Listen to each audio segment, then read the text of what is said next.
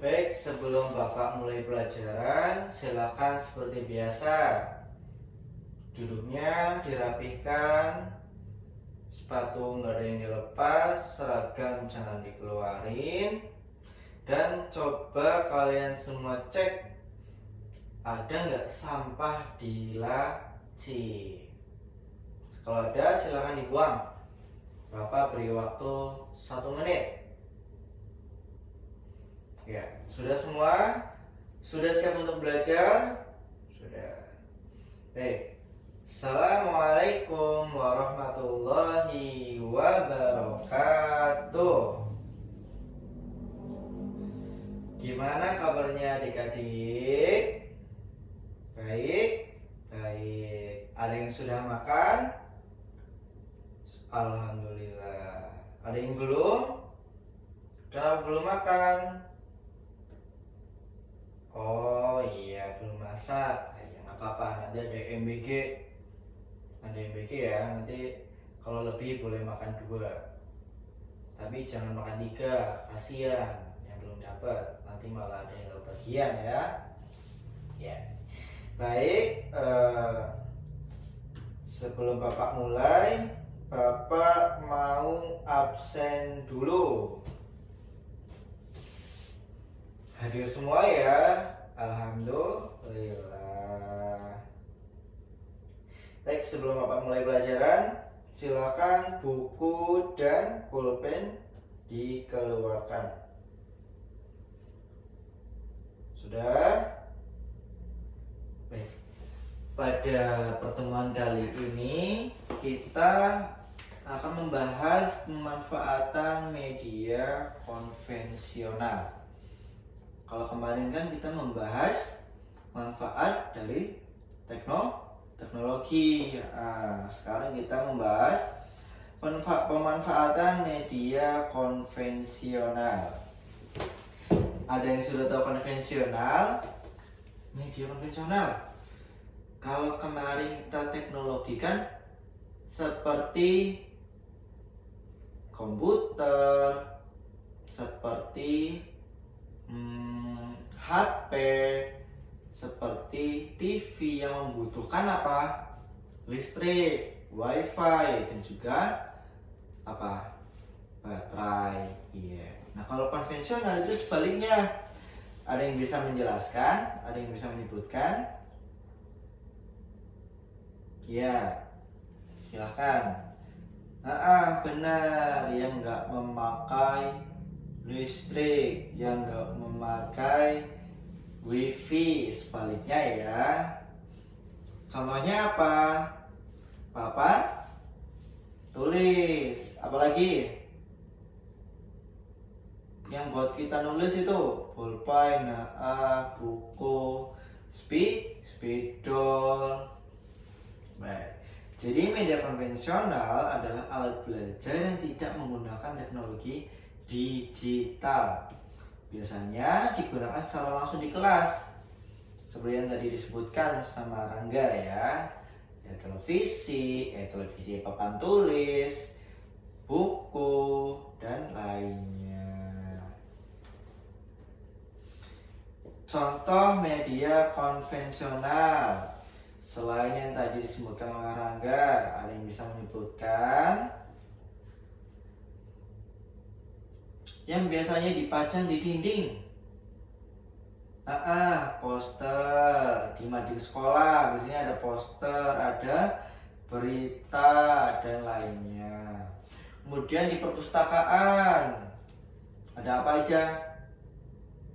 Iya, ada globe. Bentuknya seperti bumi, memang bumi ya.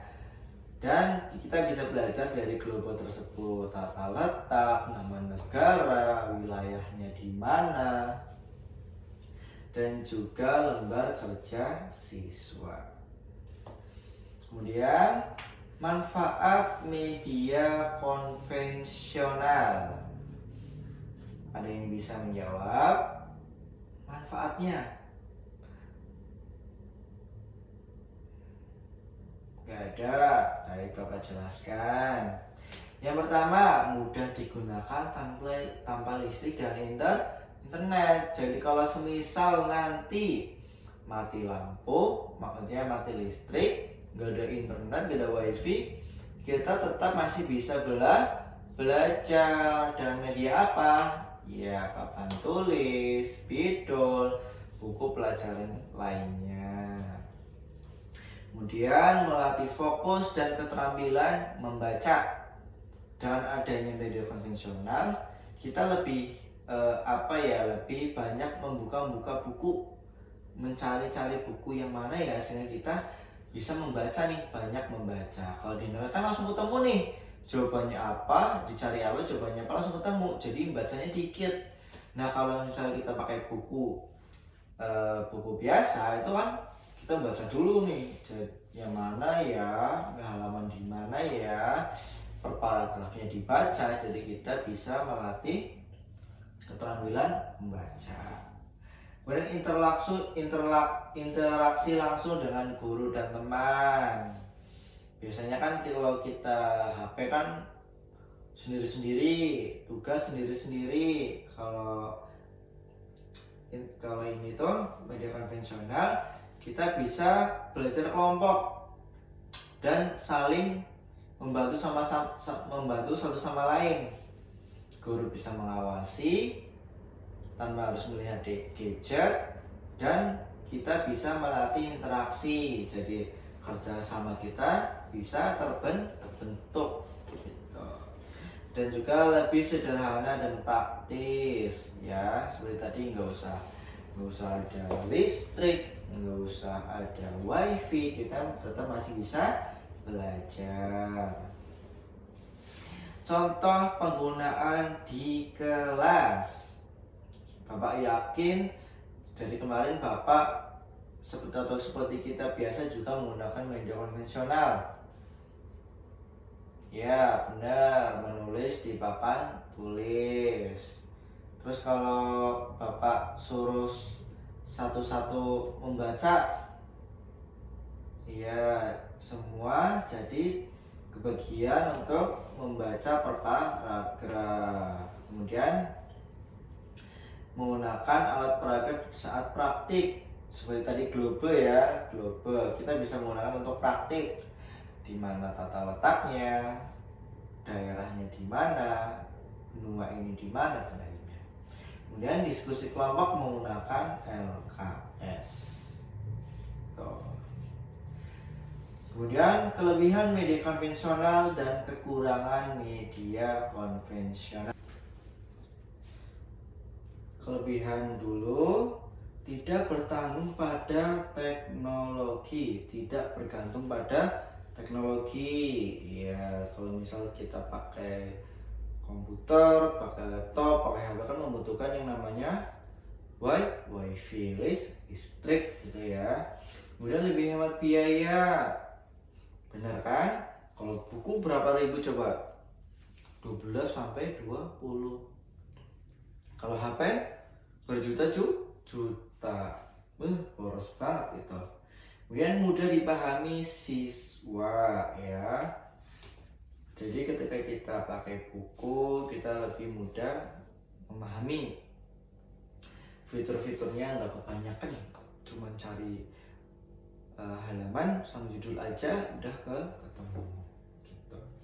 Kemudian minim gangguan dan tidak ada notifikasi dan lain-lain. Kalau kalian gangguannya apa? Ya gangguannya benar banget, tiba-tiba buka game, disuruhnya apa bukanya game. Kesel banget Pak. Kemudian kekurangannya media konvensional kurang menarik dibanding teknologi. Ya seperti kita kemarin belajar ya, kalau teknologi itu ada videonya, ada suaranya. Kalau media konvensional cuma gambar. Kemudian informasi terbatas. Ya kalau di buku kan ya cuman ya udah gitu aja. Kalau isinya itu ya itu, kita nggak bisa mencari yang lain. Kalau internet kan kita cari apa, ngetik apa, langsung ketemu. Kemudian tidak interaktif seperti media digital. Maksudnya adalah media digital kita bisa dipantau oleh orang tua kita, orang tua guru bisa melihat tadi belajarnya seperti apa, kekurangannya apa, bisa dievaluasi melalui rekaman digital, maksudnya seperti itu. Kalau interaktif offline dan online itu menurut Bapak sama aja, cuman ini tuh kalau media digital kita bisa melihat apa yang sudah kita pelajari sebelumnya, bagaimana cara belajarnya seperti itu. Kemudian bisa membuat siswa cepat bosan. Benar banget, kalau suruh baca buku, suruh nyari materi, pasti ngantuk semua. Kesimpulannya, pendidikan konvensional tetap penting dalam pembelajaran. Ya, kalau kita nggak ada pendidikan konvensional, kita nulis pakai apa? Kita belajar pakai apa? Kita membaca buku dengan apa kalau nggak ada wifi? Kan kita pakai buku. Bisa dikomunikasikan dengan teknologi yang lebih menarik. Seperti Bapak ini ya, materinya jadi buku, diambil yang penting, kemudian dimasukkan ke laptop, di laptop disambungkan ke proyektor seperti itu. Baik, sebelum Bapak akhiri, Bapak harap catatannya dipelajari. Kalau yang belum lengkap, lihat temennya yang sudah lengkap. Kemudian Bapak berpesan ketika nanti sudah istirahat atau jam makan siang MBG, sampahnya dikondisikan, dibuang di tempat sampah, gak ada yang berserakan. Kalau masih Bapak lihat seperti itu, nanti bakal ada hukuman bagi yang membuang sampah sembarangan. Baik, mari kita akhiri dengan alhamdulillah dan doa kafaratul majelis. Subhanakallahumma wa bihamdika asyhadu an la ilaha illa anta astaghfiruka wa atubu ilaik. Wabillahi taufiq wal hidayah. Wassalamualaikum warahmatullahi wabarakatuh.